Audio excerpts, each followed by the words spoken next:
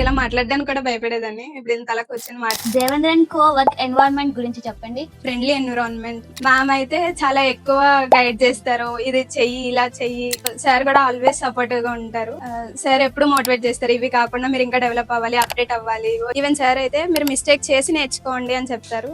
నేను చాలా మిస్టేక్ చేశాను, సో నన్ను సపోర్ట్ చేస్తూ అందరూ నా సైడ్ ఉండి ఓకే పర్లేదు ఏం కాదు అని చెప్పి నాకు ఒక మోటివేషన్ ఇచ్చి నన్ను ట్రైన్ చేశారు. Thank you for that. Well Mahima, next question, future articleship trainees కి మీ సజెషన్స్ ఏంటి? ఫ్యూచర్ ఆర్టికల్స్ కి నా సజెషన్ ఏంటి అంటే, మీరు జాయిన్ అయ్యేటప్పుడు చూసుకోండి ఫామ్ లో ఏ వర్క్స్ ఉన్నాయి, ఏంటి, ఎలా నడుస్తుంది. జస్ట్ ఓన్లీ స్టైఫండ్ ఇస్తున్నారు, నేను అందులోనే ఎక్కువ వస్తుంది నాకు, ఇలా కాకుండా వర్క్ ఎక్స్పోజర్, మనకు వర్క్ ఎక్కడ ఎక్కువ నేర్చుకోగలం అనే స్కోప్ ని మీరు బేస్ చేసుకుని ఫామ్ చూస్ చేసుకోండి. I think Devendra and co is the best firm to know the all things. ఒకప్పుడు నాకు ఏమీ రాకపోయినా ఇప్పుడు ఇంత కాన్ఫిడెన్స్ గా మీ ముందు నుంచున్నానంటే because of Devendra and co. Thank you so much.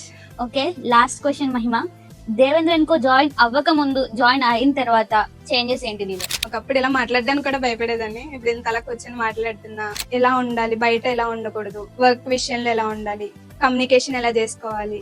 Thank you Mahima for sharing all your experience in Devendra & Co, and Devendra & Co also never forget you. Thank you so much. Thank you. For all financial updates, please follow Devendra & Co.